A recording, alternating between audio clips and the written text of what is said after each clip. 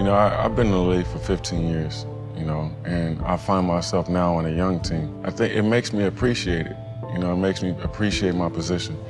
And there's times where I reflect and I look back and I hear Charles Oakley in my ear. I hear Scottie Pippen, Antonio Davis, Othello Harrington, Jalen Rose. I hear those guys, and now I understand what they were talking about. Good job, B. Yeah, you do. That's the one who's died. Either like this shot or just like that. I find myself saying the same thing to Devin Booker, to Brandon Knight, to TJ Warren, and I gotta chuckle sometimes on the sideline, because I'm like, damn, I sound like Oak, or damn, I sound like Pip. And I used to make fun of these dudes, but when you're on a young group, they're all sponges. They wanna learn, and it's your job to teach them.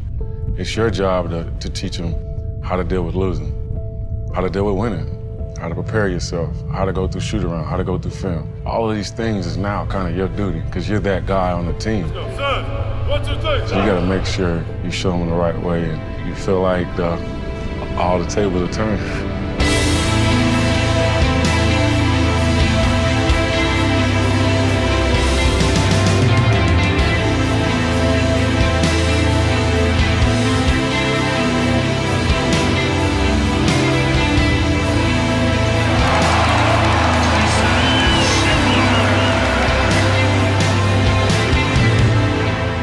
I always want to be an NBA player. That's your ultimate goal. Once you realize when you get here, you have to make a career here. I'm going to take advantage of my opportunities, but when I get out there, they're going to remember me.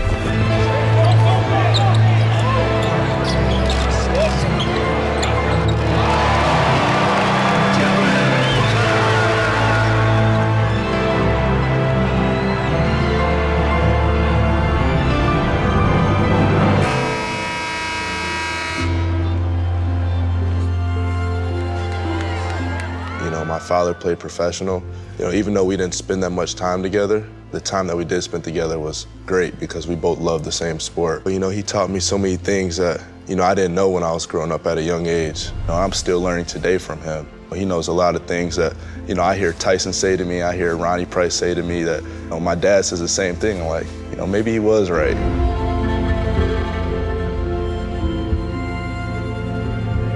I started playing basketball, I probably was 8 or 9. I was still in the country at the time. It wasn't no basketball court. It was just dirt. My grandfather just nailed a carton onto a tree.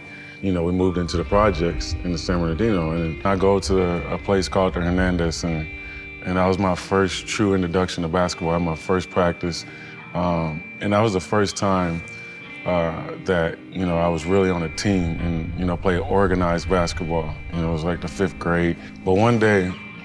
And when I was in the 6th grade, I was at the YMCA, and this coach saw me.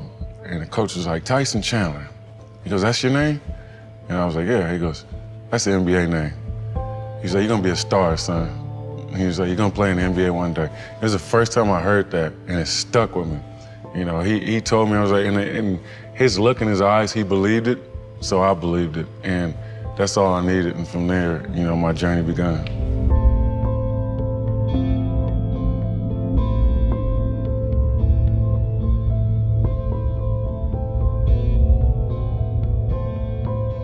My dad, he's like, are you ready for that league? It's all grown men. You're going with grown men that have family and kids. They're playing for a different reason than you. They're going to look at you like a kid just playing basketball to have fun. They're going to treat you like bait out there. Are you ready for that each and every night? These young boys, boy. These old heads.